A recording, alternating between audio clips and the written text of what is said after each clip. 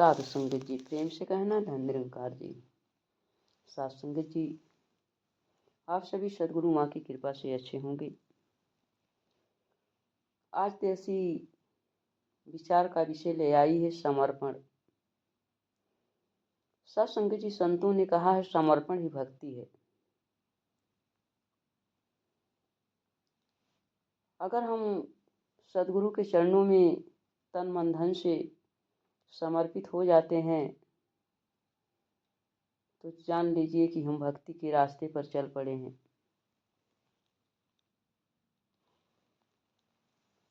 यह समर्पण जो है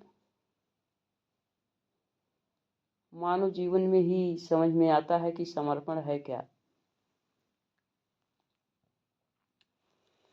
समर्पण का मतलब होता है कि हमारी कोई इच्छा ना हो। हम जिसके प्रति समर्पित होते हैं बस उसी के इच्छा अनुसार हम जीवन जीना शुरू कर दें। जैसे वो राखे उसी में अपनी भलाई समझें या उसी को हूबहू मान लें। साध संगत जी, क्योंकि इस सृष्टि पर मानव जीवन एक ऐसी इकाई है जो इस परमात्मा के, इस सृजनहार के अलौकिक शक्ति का एहसास करती है।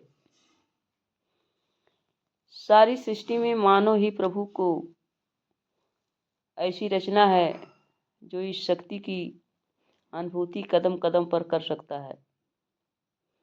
इसके हिस्से में परमात्मा की जानकारी करना आया है। वह विवेक से इस पूर्ण परमात्मा को जान सकता है और अल्पज्ञ से सर्वज्ञ बन सकता है। इस विवेक प्राप्ति का केवल एक ही रास्ता है, वह है पूर्ण सद्गुरु के असीम चरण।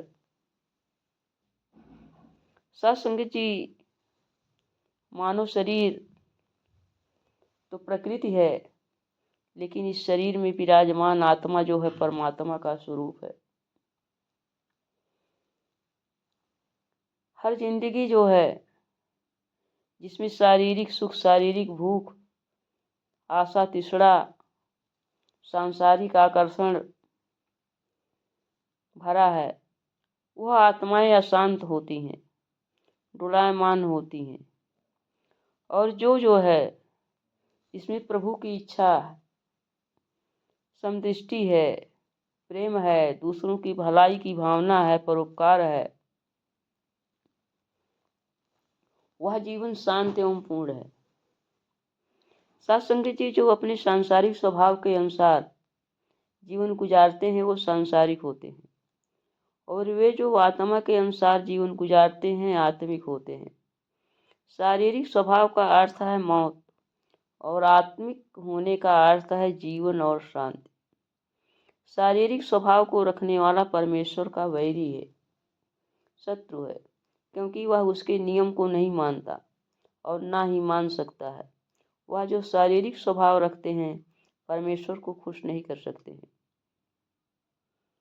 साध संगत जी, शरीर साकार है और इसकी आवश्यकताएं उनकी पूर्ति भी प्रत्यक्ष, परंतु आत्मा निराकार है, इसलिए इसकी आवश्यकता और प्राप्ति भी सूक्ष्म होती है। इसकी अर्थात आत्मा का एहसास सतगुरु से मिली विवेक बुद्धि से पहले हो ही नहीं सकता है। साध संगत जी, इसलिए ये मानव शरीर में हम परमात्मा की पहचान कर लेते हैं। अब पहचान करने के बाद आता है कि हम समर्पण कैसे करें। साध संगत जी, समर्पण जो है 3 प्रकार से कर सकते हैं, क्योंकि हमारे पास शरीर है, हमारे पास है मन है, हमारे पास आत्मा है। इन तीनों का समर्पण जो है हमें करना पड़ेगा। अब हम समझते हैं शारीरिक समर्पण क्या है। साधुसंगत जी, विवेकी भक्त शरीर एवं आत्मा दोनों को स्वस्थ एवं बलवान रखता है। शरीर जिसकी आत्मा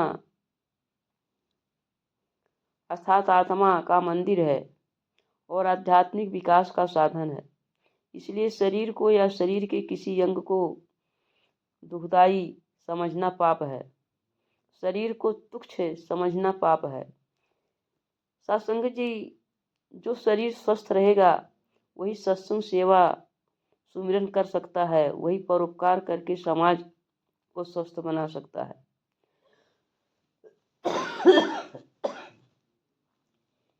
रोगी शरीर कुछ नहीं कर सकता है। सत्संग जी, शारीरिक समर्पण करके रब्बी भक्त जहाँ पर शारीरिक शक्ति को प्राप्त करते हैं, वही कई प्रकार की बीमारियों और दुखों से भी छुटकारा प्राप्त कर लेते हैं।